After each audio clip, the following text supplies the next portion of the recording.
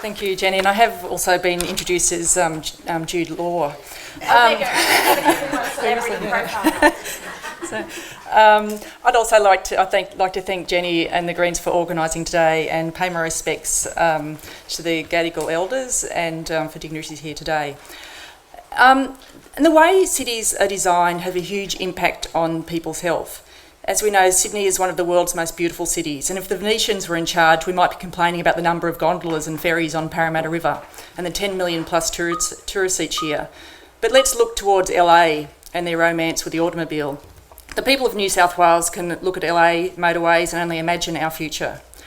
The World Health Organisation Healthy City Project advises that the health and quality of life of citizens needs to be given priority in urban planning, not as a peripheral activity, but where the needs of the people and their families are at the centre of urban planning. So the way we build cities affects our health. And you may have heard that Melbourne Uni have identified some links between health and urban design, which is linked to the livability indexes. People who live in disadvantaged areas with poor design can expect to live 10 years less than their neighbours 5 kilometres away who have more livable communities. So livability requires integrated planning across all levels of government for better outcomes at the local level. It's environmentally sustainable, it's safe, it's socially cohesive, and it's well designed. We can safely walk or cycle to public transport. And so communities know what makes communities work, and they're the ones that have to live with the consequences. So who will be the winners and losers from this infrastructure project? Our reliance on cars comes at a cost. Air pollution will be one of our biggest killers this generation. So particulate matter, known as PM 2.5, for example, are tiny particles that you breathe in, and they lodge deep in your lungs and into your bloodstream. And they can be carcinogenic or cancer-causing. They also increase your risk of stroke, asthma, and heart problems. And in cities, they come from diesel engines and road dust, for example, bits from brake pads and other car byproducts. So more pollution means more strokes, more asthma, and more respiratory illness. There's no safe level of these particulate matter, and the effects are mostly seen in children and older people. So obviously, WestConnex will increase road use. That's not up for debate.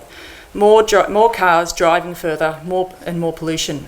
And with 33 kilometres of tunnels, the pollution will be redistributed, with some people better off and some people probably worse off.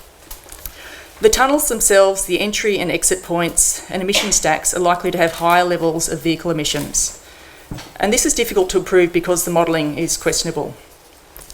And importantly, when the cars and trucks leave the tunnels, they have to go somewhere, and there'll be more vehicles on roads and higher pollution, and then they'll need to park somewhere, and I know others will talk more about that. But Sydney will be one of the most tolled roads in the world. By 2021, according to the WestConnex modelling, drivers will spend more on tolls than ticket sales from the entire Sydney rail network.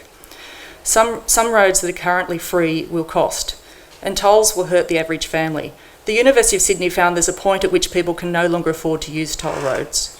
And according to the Australian Bureau of Statistics, the median income for people in Greater Western Sydney is around $40,000 a year, with half of the population earning less than $600 a week, and about a third earning over $800 a week. After living expenses, few could afford $90 a week to drive to work on those tolls. So spending on decent food, the dentist and health would suffer. So in sum, the impacts of infrastructure should be properly assessed, including the impact of people's health and well-being, as should alternatives such as rail. And the cost of WestConnex on health systems and local communities in the current form is likely to be enormous. And I'd just like to end